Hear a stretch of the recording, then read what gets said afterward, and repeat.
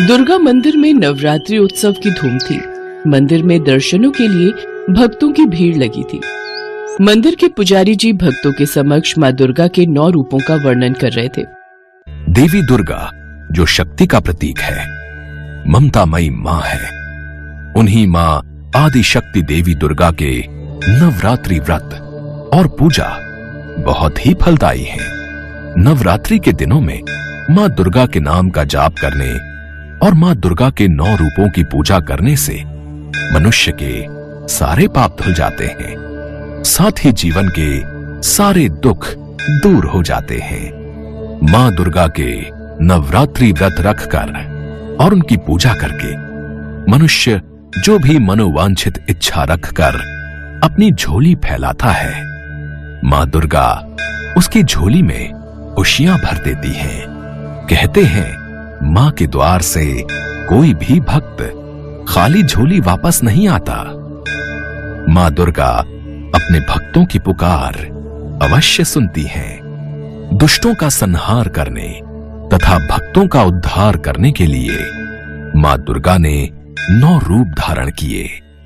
मां दुर्गा का प्रथम रूप है देवी शैलपुत्री।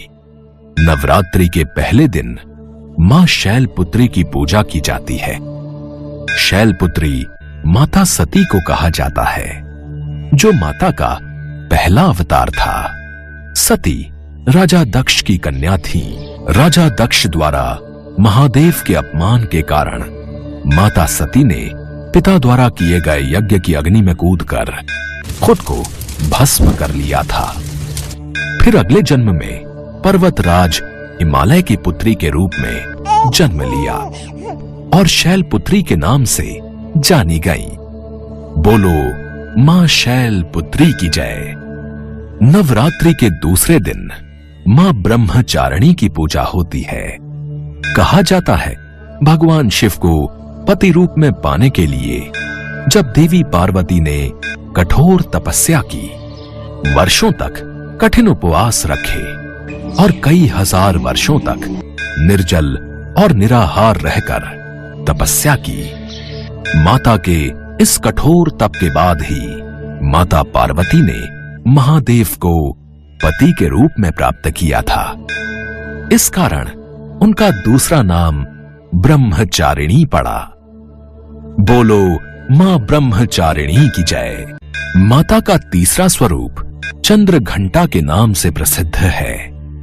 नवरात्रि के तीसरे दिन मां चंद्र घंटा की पूजा की जाती है। इनके मस्तक पर चंद्र के आकार का तिलक है। कहा जाता है कि विवाह के दिन भगवान शिव के रूप को देखकर उनके माता पिता और अतिथिगण भयभीत हो गए और देवी पार्वती की मां मैना देवी मूर्छित हो गईं। तब देवी पार्वती ने चंद्र घंटा का रूप धारण किया और भगवान शिव के पास पहुंच गई। उन्होंने बहुत विनम्रता से भगवान शिव से एक आकर्षक राजकुमार के रूप में प्रकट होने के लिए कहा, जिसके पश्चात दोनों का विवाह हो गया। तब से देवी पार्वती को शांति और क्षमा की देवी के रूप में उनके चंद्र घंटा अवतार में पूजा जाता है। बोलो मां चंद्र घंटा की जय। नवरात्रि का चौथा दिन माता कूष्मांडा को समर्पित माना गया है, जिनमें ब्रह्मांड को उत्पन्न करने की शक्ति व्याप्त हो। जो उदर से अंड तक माता अपने भीतर ब्रह्मांड को समेटे हुए हैं, उस शक्ति को कूष्मांडा कहा गया है। माता शक्ति स्वरूपा है, इसलिए उनका एक नाम कूष्मांडा है। बोलो मां कूष्मांडा की जय। कार्तिकेय माता पार्वती के पुत्र हैं, जिन्हें स्कंद के नाम से भी जाना जाता है। जो स्कंद की माता हैं, वो स्कंद माता कहलाती हैं। नवरात्रि के 5वें दिन स्कंद माता की पूजा की जाती है। इसीलिए माता का एक रूप स्कंद माता भी माना गया है। बोलो स्कंद माता की जय। नवरात्रि के 6ठे दिन माता कात्यायनी की पूजा की जाती है। ऋषि कात्यायन मां आदि शक्ति के परम भक्त थे। इनकी इच्छा थी कि देवी उनकी पुत्री के रूप में उनके घर पधारे। इसके लिए ऋषि कात्यायन ने वर्षों कठोर तपस्या की। माता ने महर्षि कात्यायन के कठिन तप से प्रसन्न होकर उनके घर में उनकी पुत्री के रूप में जन्म लिया और ऋषि कात्यायन की पुत्री होने के कारण माता मां कात्यायनी कहलाई। बोलो मां कात्यायनी की जय। माता का 7वां स्वरूप देवी काल रात्रि है। नवरात्रि के 7वें दिन मां काल रात्रि की पूजा होती है। जब मां दुर्गा ने दैत्य रक्त बीज का संहार किया तो उसके शरीर से निकले रक्त से लाखों रक्त बीज दैत्य उत्पन्न हो गए। इसे देख देवी दुर्गा ने अपने तेज से देवी काल रात्रि को उत्पन्न किया। रक्त बीज के शरीर से निकलने वाले रक्त को मां काल रात्रि ने जमीन पर गिरने से पहले ही अपने मुख में भर लिया। तभी से माता के काल रात्रि रूप को पूजा जाने लगा।